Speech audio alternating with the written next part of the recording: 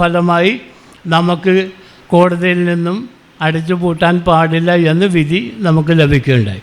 ഇപ്പോൾ നടന്നുകൊണ്ടിരിക്കുകയാണെങ്കിലും കുട്ടികളുടെ കാര്യത്തിൽ ഇപ്പോൾ എല്ലാ വിദ്യാലയവും കണക്കാണ്. പണ്ട് നമ്മുടെ വിദ്യാലയത്തിൽ 4 ഡിവിഷൻ ഉണ്ടായിരുന്നു, ABCD. അത് കുറേ കാലം കഴിഞ്ഞപ്പോൾ D പോയി, ബാക്കി ABC ആയി. ഈ ABCയിൽ തന്നെ ഒരു വർഷം മൊത്തത്തിൽ നോക്കിയാൽ 2,000 കുട്ടികൾ ഹൈ സ്കൂളിൽ പഠിച്ചിറങ്ങിയിട്ടുണ്ട്. ഓരോ ക്ലാസ്സിലും 58-60 കുട്ടികൾ പഠിച്ചിട്ടുണ്ട്.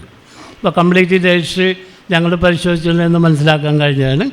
പക്ഷേ ഇന്നിപ്പോൾ മൊത്തം ഒരു 200 ചില്ലാനം കുട്ടികൾ 1-ാം ക്ലാസ് മുതൽ 10-ാം ക്ലാസ് വരെ ഉള്ളൂ. അതാണ് ഇപ്പോഴത്തെ സ്കൂളിൻ്റെ അവസ്ഥ. ഇതിപ്പോൾ പല വിദ്യാലയങ്ങൾക്കും അതൊക്കെ തന്നെയാണ് അവസ്ഥ ഇപ്പോൾ.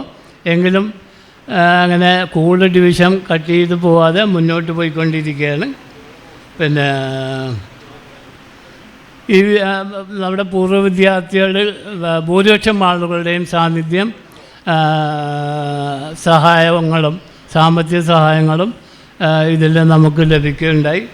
അപ്പോൾ എല്ലാവരും വളരെയധികം സഹകരിച്ചുകൊണ്ടാണ് നമ്മുടെ പ്രവർത്തനങ്ങൾ മുന്നോട്ട് കൊണ്ടുപോയത്.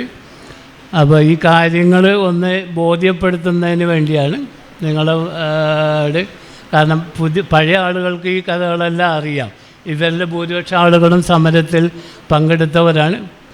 അപ്പോൾ പുതിയതായി നമ്മുടെ ഗ്രൂപ്പിൽ വന്ന ആളുകൾക്ക് ചില ആളുകൾ ചോദിച്ചു, ആഗസ്റ്റ് 15 കഴിഞ്ഞാൽ തീർന്നില്ലേ, പിന്നെ എന്താ പ്രശ്നം എന്നൊക്കെ ചോദിച്ചു എൻ്റെ അടുത്ത്. ഞാൻ അദ്ദേഹത്തോട് പറഞ്ഞു, ആഗസ്റ്റ് 15 കഴിഞ്ഞാൽ തീരൂല, ഇത് 4-5 വർഷമായിട്ട് നടക്കുന്ന ഗ്രൂപ്പാണ്. അപ്പോൾ ആഗസ്റ്റ് 15 കഴിഞ്ഞാലും അടുത്ത ആഗസ്റ്റ് 15 വന്നാലും ഗ്രൂപ്പ് നിലനിൽക്കും. കാരണം എല്ലാ ദിവസവും ഗ്രൂപ്പിൽ പ്രവേശിക്കാനും നമ്മുടെ സന്തോഷങ്ങൾ പങ്കിടുവാനും എല്ലാം നമുക്ക് ഗ്രൂപ്പിലൂടെ നമുക്ക് കഴിയുന്നതാണ്. നമ്മുടെ എല്ലാം കുടുംബത്തുണ്ടാവും നമ്മുടെ കുട്ടികളുടെയും കുട്ടികളുടെ എല്ലാം ജനനം, ബർത്ത്ഡേ, അതുപോലെ തന്നെ വെഡ്ഡിങ് ആനിവേഴ്സറി, അതുപോലെ തന്നെ മറ്റു കാര്യം നമ്മളെ കുടുംബങ്ങളിലുണ്ടാകുന്ന മരണ വാർത്തകൾ തീർച്ചയായും നമ്മളെ ഗ്രൂപ്പിൽ തന്നെ ഇടണം.